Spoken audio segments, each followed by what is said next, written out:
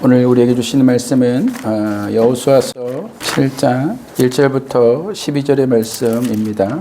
이스라엘 자손들이 온전히 바친 물건으로 말미암아 범죄하였으니 이는 유다 지파 세라의 증손 삽대의 손자 갈메의 아들 아간이 온전히 바친 물건을 가졌음이라. 여호와께서 이스라엘 자손들에게 진노하시니라. 여호수아가 여리고에서 사는 베레 동족 베다의 곁에 있는 아이를 보며 그들에게 말하되 나가서 그 땅을 정탐하라 하매 그 사람들이 올라가서 아이를 정탐하고 여호수아에게로 돌아와 그에게로 이르되 백성을 다 올라가게 하지 말고 2-3천 명만 올라가서 아이를 치게 하소서.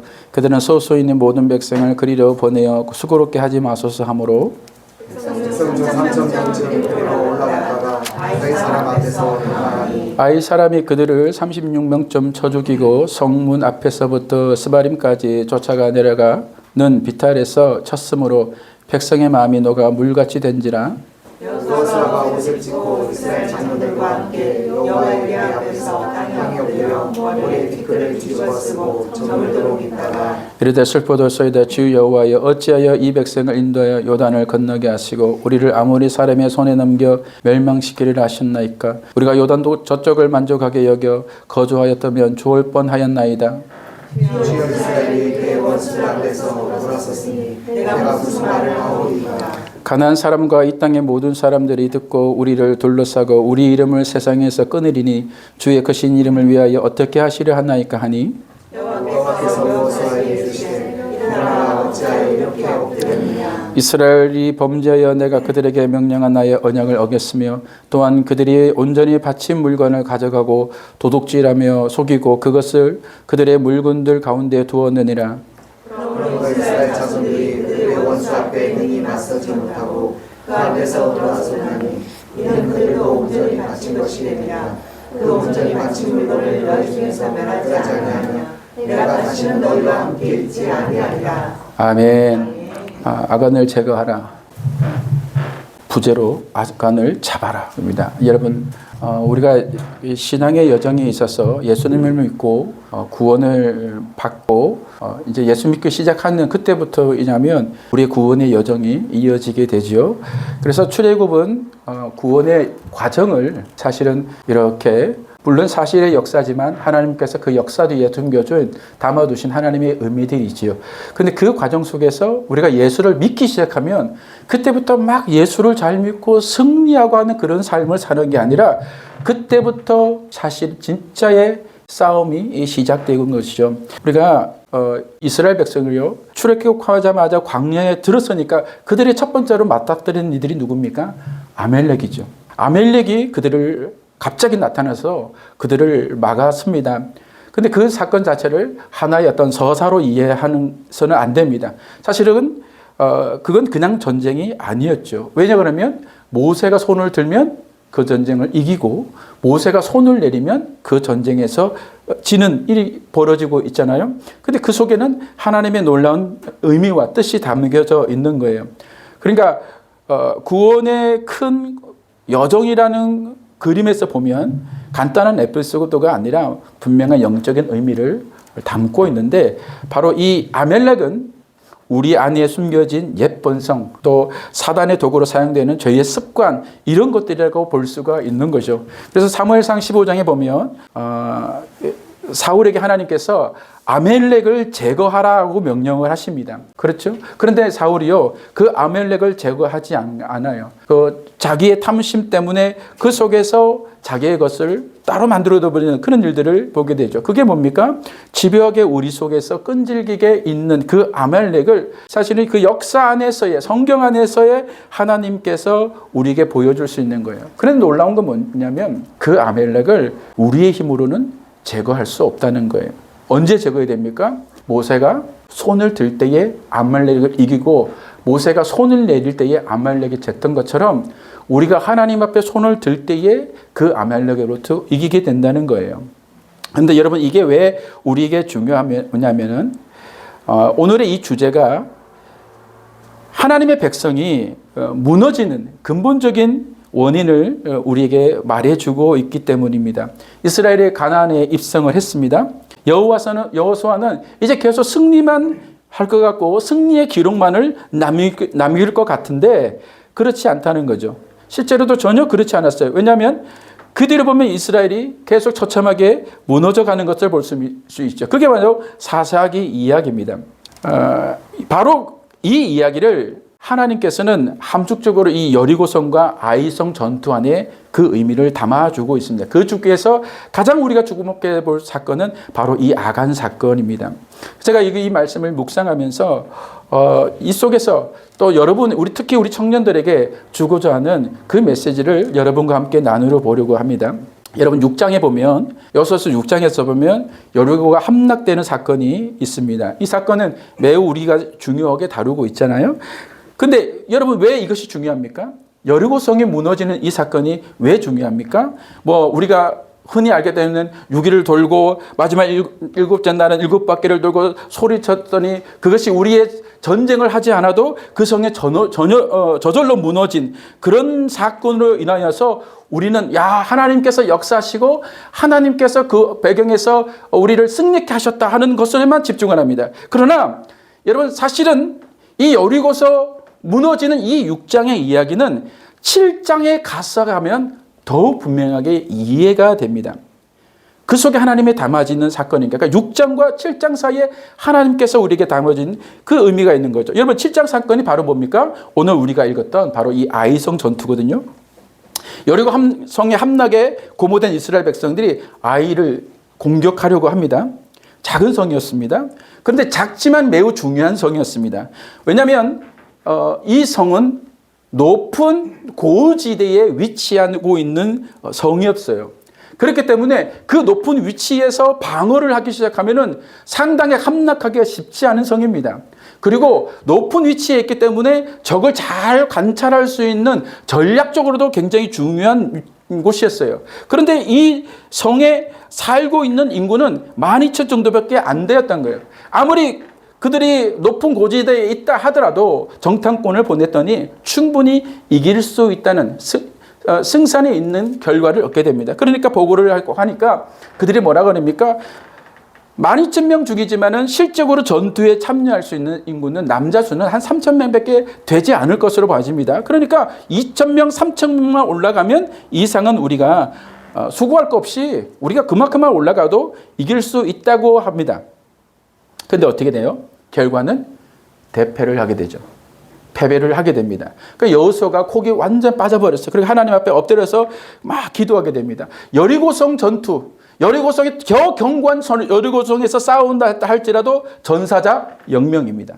그런데 이 아이성에서 전사자가 36명이 나왔다는 거죠. 그러니까 여호수아는 굉장히 충격을 받게 됩니다. 그래서 하나님 앞에 이제 막 엎드려서 기도할 때에 하나님께서 그 여호수아를 일으키시면서 말씀하시는 게 있어요. 그게 11절입니다. 우리 한번 11절을 같이 읽어보겠습니다. 시작. 이스라엘이 범죄하여 내가 그들에게 명령한 나의 언약을 어겼으며 또한 그들이 온전히 바친 물건을 가져가고 도둑질하여 속이고 그것을 그들의 물건들 가운데에 두었느니라. 자, 여기서 하나님께서 패전의 이유를 몇 가지를 이제 설명합니다. 첫째, 범죄하여 언약을 어겼다. 온전히 바친 물건을 가져가서 도둑질했다. 속였다. 그들은 그들 속에 그것을 두었다. 이렇게 말씀하십니다. 자, 우리가 알다시피요. 이 아이성에서 몰래 감추은 것들에 대해서 아간이 감추은 것들에 대해서 이제 하나님께서 그것을 말씀을 하는 거죠. 물질을 보자 이 탐욕이 생겼던 이 아간이 거기서 훔친 거예요. 외투 한 벌과 은 200세겔과 금 50세겔을 가져다가 몰래 자기 장막에 숨겨놨던 거예요. 근데 그 얘기를 하나님께서 지금 이제 여호수아에게 이 말씀을 하고 있는 거예요. 자, 그런데 여러분 보세요. 아간이 도둑질하고 아간이 속이고 개혁한 거에는 아간이 사기를 했다고 그래요. 아간이 그렇게 한 거예요. 그건 알겠는데 하나님께서 그 전에 뭐라고 말씀하시면 11절 다시 볼게요. 뭐라고 그러면 첫 번째 언약을 어겼다고 그래요. 언약을 어겼다 이 말씀을 알고 있어요. 도둑질한 건데 언약을 어겼다 그래요. 여러분 도둑질과 언약이 무슨 상관입니까? 하나님의 명령을 어겼다면 이해가 되죠. 6장에 보면 하나님께서 개인이 그것을 취하지 못하도록 명령하셨잖아요. 근데 그게 언약하고 무슨 상관이냐는 거예요. 그냥 명령을 어겼다는 것은 맞는데 무슨 언약을 어겼냐는. 근데 하나님께서는 분명히 뭐냐면 그들이 언약을 어겼다고 이렇게 말씀을 합니다. 자, 더 나아가서 하나님이 뭐라고 하시냐면 우리 계속적 11절에 보면 하나님 뭐냐면 누가 범죄했냐? 아간이 범죄했다 이렇게 말하지 않고 이스라엘이 범죄하여 이렇게 말씀합니다. 죄는 분명히 혼자 아간이 저질렀죠. 근데 아무도 아간이 이 범죄를 저지르는 거다 해서 몰랐어요. 이스라엘 백성 중에서 단 한 명도 아간의 이 범죄에 가담한 사람이 없어. 알고 있는 사람도 없어. 침묵해줘 입 닫아주는 사람도 없어. 그런데 하나님께서 뭐라고요? 아간이 훔쳤다 그러지 않고 이스라엘이 범죄하여 이렇게 말씀하시죠. 여러분 이 아간의 죄이지 왜 하나님은 이 죄를 두고 이스라엘의 범죄라고 이렇게 말씀하실까? 하나님께서요 한 개인의 한 사람의 죄를 가지고 이제 공동체 전체의 죄로 간주하신 적이 없습니다. 여러분 사울이 그 많은 죄를 저질렀어도 그것이 이스라엘의 죄다 그러지 않았어요. 그건 사울의 죄인 거예요. 다윗이 바세바를 간통하고 그 남편 우리아를 죽였어도 그것이 이스라엘의 죄라고 말씀하지 않고 다윗의 죄라고 말씀하시죠. 그러니까 회개의 그 몫은 누구에게 있느냐? 다윗에게 있는 거예요. 그래서 다윗이 밤새 혼자 회개하고 울었던 거죠. 하나님의 그렇게 죄를 회개하고 울부짖었던 거죠. 이스라엘의 죄를 말하고 하지 않았어요. 그런데 하나님은 오늘의 이 죄에서만큼 뭐라고 그러냐면 언약을 어겼다. 그리고 이것은 이스라엘의 죄라고 이렇게 말씀하셔요. 그 이유가 있습니다. 이 아간의 죄가 바로 언약과 연결이 되어 있기 때문이에요. 이제 우리가 이 부분을 여러분과 살펴보려고 합니다. 여러분 여리고를 점령하러 들어갈 때에 하나님께서 명령하시는 게 있어요. 그게 6장에 가요. 우리 6장에서 한번 읽어보겠습니다. 6장 17절부터 21절 말씀을 우리 앞에서부터 같이 한 목소리 읽어보겠습니다. 앞에 보시고 시작. 이 성과 그 가운데 있는 모든 것은 여호와께 온전히 바치되 기생 라합과 그 집에 동거하는 자는 모두 살려주라. 이는 우리가 보낸 자들을 그가 숨겨주었습니다.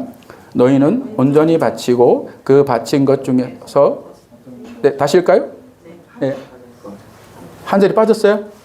18절 읽을까요? 시작. 18절 시작. 너희는 온전히 바치고 그 바친 것 중에서 어떤 것인지 취하여 너희가 이스라엘 진영으로 바치는 것이 되게 하여 고통을 당하지 않도록 오직 너희는 그 바친 물건에 손대지 말라. 은금과 동철 기구들은 다 여호와께서 구별된 것이니 그것을 여호와의 곳간에 드릴지니라. 20절 이에 백성은 외치고 낙산들은 나팔을 불매 밟을 때에 크게 소리 질러 외치니 성이 무너져 내린지라. 백성이 각기 앞으로 나아가 그 성에 들어가서 그 성을 점령하고 21절 그 성에 있는 모든 것을 온전히 바치되 남녀노소와 소와 양과 나귀를 칼로 면하니라. 자 여기서 하나님께서 뭐라고 하냐면 17절에부터 그 다음에 18절에 그리고 21절에 뭐냐면 하나님께서 뭐냐면 온전히 바치되 이래요. 온전히 바치되 온전히 바치되 이것을 말합니다. 이것을 히브리어 말로는 헤렘이라고 합니다. 헤렘을 즉 번역하면 그냥 온전히 바치되예요. 그러니까 저 번역은 정확한 번역이 그냥 번역인 거예요. 즉 번역한 거. 이걸 히브리어 말로는 그냥 헤렘이라고 합니다. 온전히 바쳐진 것. 근데 이거는 물질적인 것만을 말하는 게 아니에요. 이건 영적인 의미입니다. 무슨 말이냐면 헤렘은요 이런 거예요. 그 뒤에 나오는 하나님의 말씀을 그대로 실천하는 것이 바로 헤렘인 거예요. 이게 온전히 바쳐졌다는 거예요. 다시 말해서 하나님의 명령을 그대로 실천하는 것, 그대로 순종하는 것, 그것이 바로 온전히 바쳐진 것의 의미인 헤렘입니다. 자, 이것을 빗대어 해석해서 보면 17절부터 하나님께서 명령이 뭐냐면 라합과 동거하는 사람을 모두 살려주라 하는 명령이죠. 18절에 성의 물건에 손대지 마라. 19절에 은금, 동철, 기구는 여호와의 곳간에 드리라. 20절에 성을 점령하라. 21절에 그 성에 남녀노소, 소와 양, 나귀를 칼로 멸해라. 이 말씀들, 이 하나님께서 명령하신 이 말씀을 그대로 실천하는 것이 바로 온전히 바치되예요. 이걸 하나님께서 3번 말씀하신 거예요. 자, 여리고성 들어가느냐? 그냥 들어가는 게 아니다. 너희 들어가라. 근데 가되 온전히 바치라 말하는 거예요. 헤렘이라, 헤렘하라 이렇게 말하는 거야. 그 헤렘이 뭐냐? 내가 지금부터 말하는 거 너 하나도 빠지지 말고 다 해야 돼. 다 실천해야 돼. 이게 누구예요? 하나님의 명령인 거예요. 하나님께서 그들에게 주어진 그 명령을 하나님께서 실천하려고 그래. 그것을 온전히 봐요. 그러면 온전히 바쳐진 것이란 누가 온전히 바쳐지는 것이냐? 이스라엘이 바치는 거죠. 이스라엘이 하나님의 명령을 온전히 수행함으로써 그들의 그 믿음을 하나님께 온전히 바쳐진다는 의미입니다. 이게 헤렘인 거예요. 하나님, 당신의 말씀을, 당신이 우리에게 명령한 그것들을 우리가 저 가나안에 들어가도, 저 여리고성을 들어가도 한 개도 빠트림없이 다 실천해내겠습니다. 다 우리가 실행해내겠습니다.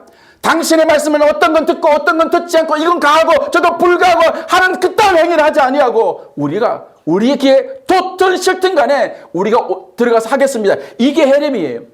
이렇게 아니요. 정확히 말하면 이스라엘은 이렇게 해야 되는 거예요. 왜? 온전히 바치려고 말씀하시니까. 헤렘하라고 하나님 명령하시니까 이스라엘은 그렇게 하는 거예요. 여러분, 이것은 그 주권이 하나님께 있다는 것을 말하는 겁니다.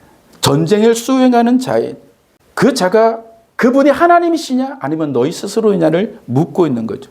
여리고성 무너질 거야. 근데 그 성 누가 무너뜨린다고요? 하나님이 무너뜨리는 거야. 너희 그 가나안 정복해 될 거야. 근데 그 가나안 정복 누가 하는 거야? 너희가 하는 거야? 내가 하는 거야? 내가 하는 거야. 하나님이 하시는 거예요. 누가 가나안의 우상을 무너뜨려 가시는가? 하나님이 하시는 거예요. 하나님은 너희가 그것을 인정하고 그것을 믿음으로 실행함을 통하여 너희의 신앙 고백을 내게 다오. 이것이 하나님이 이스라엘 백성들에게 지금 요구하고 있는 거거든요. 자, 그런데 여러분 가나안에 들어가면 얼마나 많은 유혹이 있어요. 그 성은 굉장히 크고 부유한 성이에요. 얼마나 부유한 성이었고 비옥한 땅이었으면 포도송이 안에를 여러분 두 사람이 메고 나오지 않았습니까? 그렇죠? 이 빈약한 광야에서 40년을 보냈던 이스라엘 입장에서 보세요. 딱 들어갔더니 와 이거 뭐 먹을 것이 장난 아닌 거죠. 여러분 금과 보석과 철과 여러분 그런 것들이 아주 지천에 깔려 있고 광야에서는 그런 게 없어서 정말로 거지같이 살았는데 그 40년을 보내고 왔는데 거기 들어갔더니 눈 돌아갈 것들이 너무 많아. 그것만 있어. 그것만 있는 게 아니야. 좋은 짐승들. 그 40년 동안 여러분 이스라엘 백성의 짐승에 얼마나 많이 소진되어 있겠어요. 그런데 거기 가니까 소와 양과 이런 것들이 가득하게 나오죠. 얼마나 유혹이 대단하겠습니까? 근데 하나님 뭐라 그래요? 좋은 기구들 있지, 은과 금들 있지, 그거 내 곳간에 들여놔. 소와 양과 너희들 좋지? 저것들을 막 잡아먹고 싶고 막 가지고 싶지? 다 죽여. 그곳에 사람들, 어린아이들, 노인들도 있는데 하나님 우리가 저런 사람들까지 죽여야 됩니까? 근데 하나님 뭐라 그래요? 다 죽여. 여기 인간의 상식과 욕심과 이런 것들이 가득하죠. 자, 우리 생각에는 그렇게까지 하실 필요가 있을까라는 생각이 있을 때 하나님은 뭐라 그래요? 아니, 그렇게 해. 자, 그러면 여러분 이스라엘은 이제 하나님께 응답을 해야 됩니다. 그 응답이 뭡니까? 그게 헤렘인 거예요. 하나님, 당신의 명령 그대로 우리가 실천하겠습니다 하는 것이 헤렘인 거예요. 사랑하는 여러분, 첫 번째 우리가 봐야 될 것은 하나님께서 우리에게 요구하시는 것은 뭐냐면 온전히 바쳐지는 거예요. 예수 믿고 우리가 구원받아서 예수를 믿고 하나님의 구원의 여정 속에 있다는 것은 하나님이 우리에게 요구하시는 것은 단 하나예요. 내가 명령한 말씀대로 말씀을 주야로 묵상하고 그 말씀을 지켜라. 하나님의 말씀대로 살아라. 너의 이성과 너의 판단과 너희가 그 세상 들어가 보면 얼마나 너희도 눈 돌아갈 만큼 많은 것들 좋은 것들 가득한데 그것에 마음 뺏기지 말고 오직 너희는 내가 죽이라는 것을 죽이고 너희가 내가 거둬들이는 것은 거둬들고 비록 아깝고 욕심나고 탐스럽다 할지라도 그거 내 말대로 내 말씀대로 실천해라. 이것이 너희에게 요구하는 나의 믿음이다. 내 명령이다. 하나님께서 그것을 그렇게 말씀하고 있는 거예요. 두 번째, 여러분 이 헤렘 온전히 바치다는 말에는 의미가 하나 더 있는데 그게 뭐냐면 멸절입니다. 멸절이 뭡니까? 완전히 없애는 거예요. 완전히 없애는 것이 멸절이에요. 이 헤렘에는 그런 의미가 담겨져 있는 겁니다. 자, 온전히 바쳐지다는 말 안에는 필연적으로 멸절이라는 의미가 그 속에 들어가 있어요. 왜냐하면 첫 번째, 여러분 생각해 봅시다. 왜 그런 의미가 들어가 있는지 제가 말씀드리는 거예요. 온전히 바쳐지려면 그 탐스러운 것들을 개인이 가졌어야 됩니까? 안 됩니까? 안 되죠. 안 되죠. 개인이 취하면 안 돼요. 자, 그러면 개인이 그것을 취하지 않으려면 어떻게 해야 될까요? 이게 중요한 거예요. 온전히 바쳐지려면 내 욕심 들어가면 안 돼요. 그런데 내가 온전히 그 내 욕심이 안 들어가려면 어떻게 해야 되는 거야? 그래서 하나님께 뭐라 그래요? 완전히 없애라는 거예요. 멸절하라는 거예요. 이게 헤렘이에요. 완전히 없애야, 완전히 그걸 제거할 수 있어야 내 욕심이 거기에 안 들어갈 수 있는 거예요. 그게 무생물입니까? 그럼 금은 동철 이런 것 여호와의 창고에 드리고, 그게 생명이 있는 것입니까? 그 생명이 있는 것이라도 하나님께서 다 없애라는 거예요. 자, 그러면 그것을 살려두면 어떻게 될까요? 살려두면 어떤 것들이라도 어떤 건 살리고 어떤 건 죽였어. 그런데 살려둔 것이, 살려뒀다면 어떻게 될까? 단순하게 이게 하나님의 명령을 어기지 않았다 그런 의미입니까? 아니요. 그거보다 훨씬 더 그 의미는 큰 겁니다. 어떤 의미입니까? 내가 그것을 살려두게 되면 내가 그것의 정복자가 되는 거예요. 그 살려둔 것은 누가 취하게 되는 거죠? 그 살려준 것은 누가 취하게 되는 거예요? 살려둔 사람이 취하게 되는 거예요. 그 정복자, 내 스스로가 그것을 정복했다는 스스로 인정이 되는 겁니다. 스스로 그것을 말하게 되는 거고 그것을 고백하게 되는 거예요. 여러분, 여리고를, 가나안을 누가 정복해 가셨는데, 누가 우리를 구원하셨는데, 그런데 우리 뭐라 그래요? 하나님께서 그것을 살려두면서 헤렘! 멸절해라 그랬는데, 어떤 내가 내 자유의 판단에 의해서 그것을 남겨두면 그것은 스스로 내가 그것에 대한 통치권이 있다, 내가 통치자다, 내가 주권자라고 말하는 것과 같은 겁니다. 그래서 하나님이 멸절하라는 거예요. 멸절하라는 거예요. 여러분, 이게 사무엘상 15장 아까 말했던 하나님께서 아멜렉을 멸하라고 하셨을 때에 그렇게 하지 못했던, 그렇게 하지 않았던 수많은 변명을 대고 여호와를 위하여 그랬지만은 실제적인 누구를 위하니까 자기 자신을 위하여 다 멸하지 않았던 사울이, 범죄가, 사울이 죄성이 바로 여기에 있는 겁니다. 멸해라.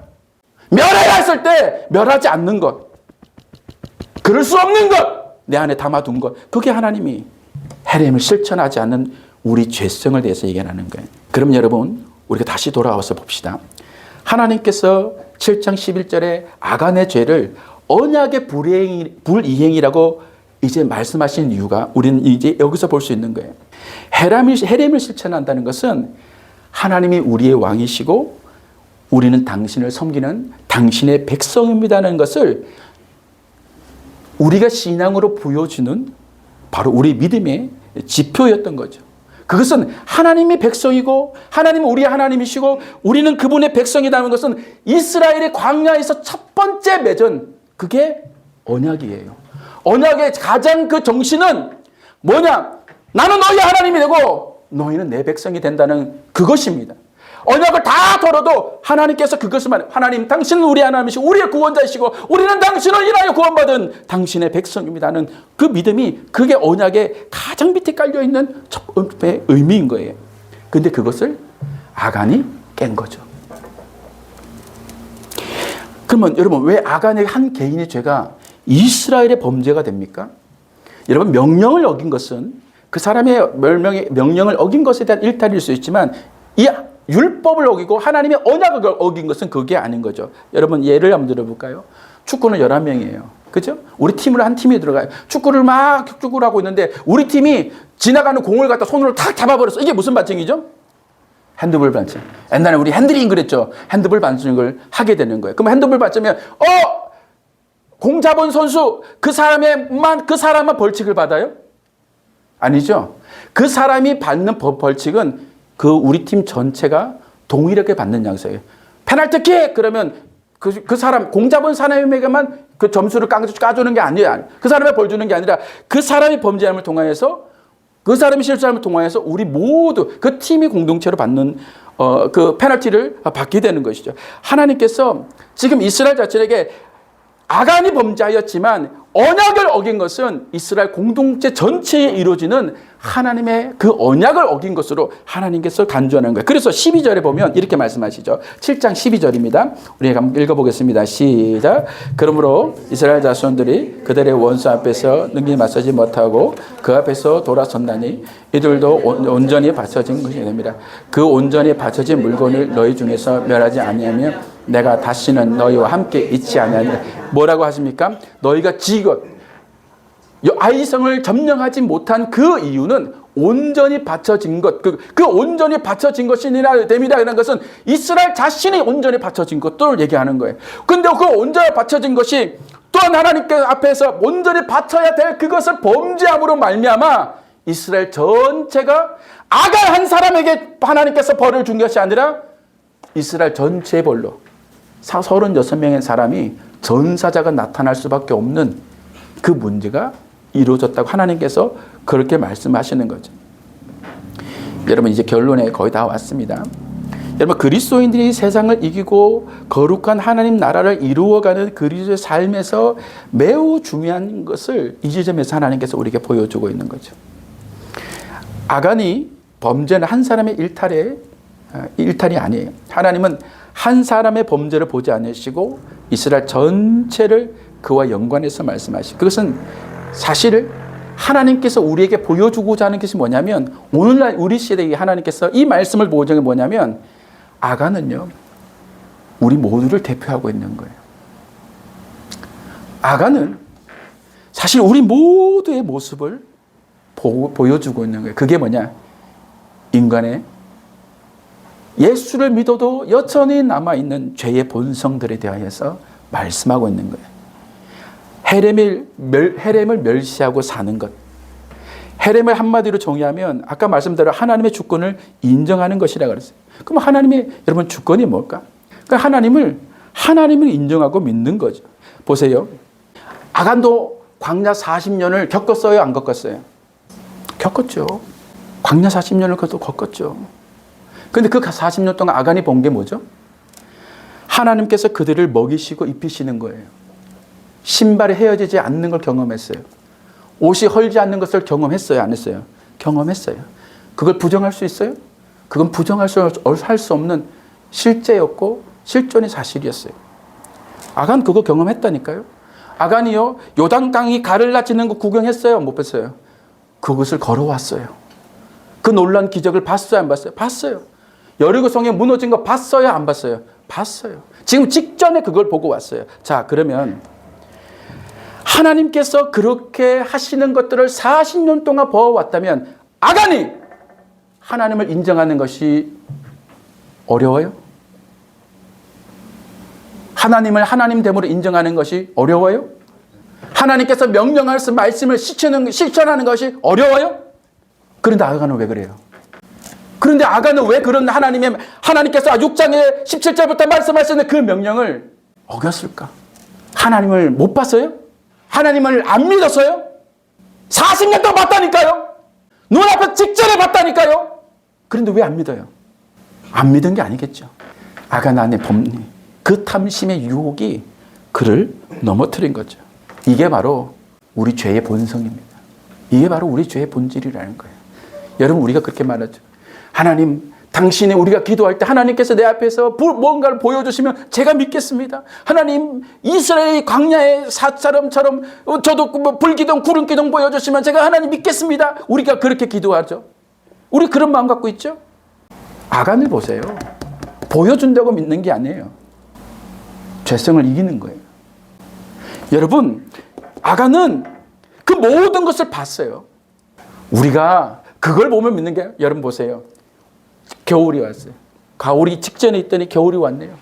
그런데 작년에 지금 세월 이 역사 중에서 단 한 번도 겨울이 안 온 적 있어요? 가을이 오면 지나면 겨울이 오고요. 겨울이 지나면 봄이 오고 봄이 지나면 여름이 와. 때가 되면 우기에 비가 오고요. 건기가 오고 마른 나무에서 싹이 나고 잎이 나며 꽃이 피는 것은 지금도 여전히 수천의 역사 안에서 이루어지고 있는 일이죠. 근데 그걸 누가 하시는 거예요? 하나님 하시는 거예요.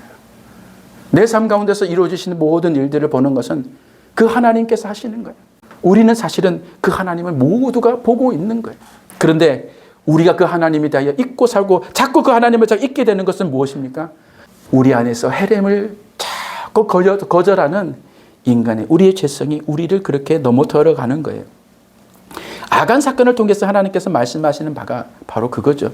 6장과 7장에서 하나님께서 전하는 메시지가 바로 우리의 그 모습을 지적하는 겁니다.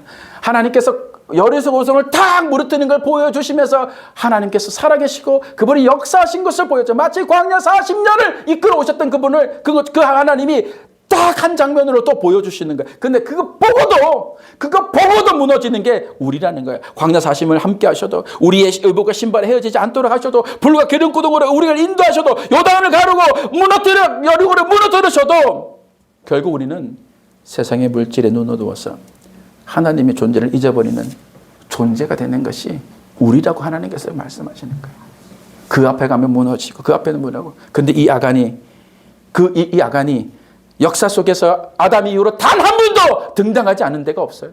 여러분, 오늘 여리고에서만 인간이 아간이 등이 아니라 사울에게도, 그들의 역대의 왕들에게도, 여러분, 우리 신약에 오면은 아나니아와 삽비라도 하나님께 바쳐진 물건할 때 그게 사실 헤렘이거든요.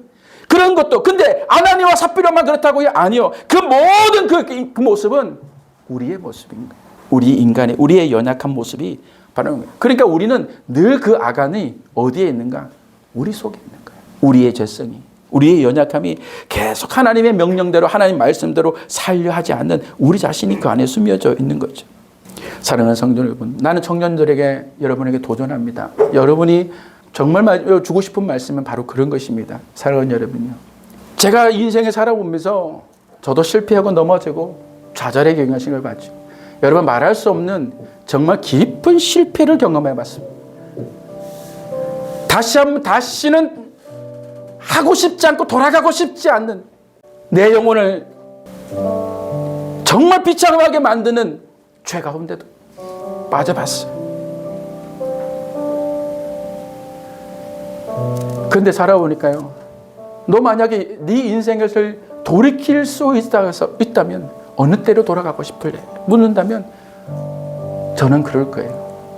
넘어지기 직전에 나로 돌려주십시오. 그럼 나는 다시 그 넘어지지 않기 위해 죄와 싸우겠습니다. 하나님. 왜?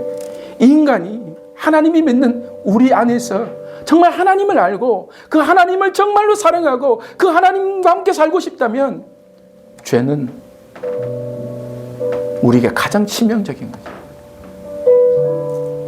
우리를 따라다니는 거예요. 거룩하고 순결은 하나님이 그것을 좋아해서가 아니라 그것이 여러분 자신을 위한 거예요. 믿음 안에서 살아갈 때에 거룩하고 순결하고 살아가는 그 사람들이 진심으로 하나님과 가까이 할 수 있는 사람이에요. 청년들이요,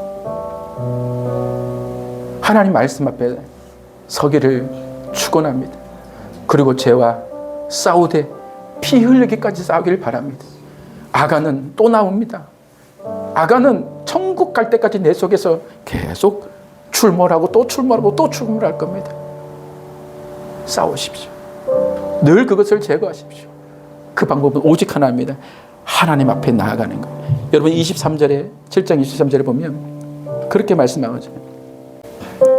그들이 그것을 장막 가운데 취하여 여호수아 이스라엘 모든 자손에게 가지고 오매 그들이 그것을 여호와 앞에 쏟아놓으니라. 이게 누구예요? 아간이 훔친 거. 그걸 여호와 앞에 쏟아놓는 거예요. 이것이 하나님이 우리에게 원하시는 거예요. 내 안에 감춰진 그것이 여전히 있다면 우리는 승리할 수 없어요. 이겨냅시다. 우리 안에서 이 거룩을 생각하며 여러분 살아가십시오. 오늘 이 말씀이 여러분 인생의 평생의 도전이 되기를 주님의 이름으로 축원합니다.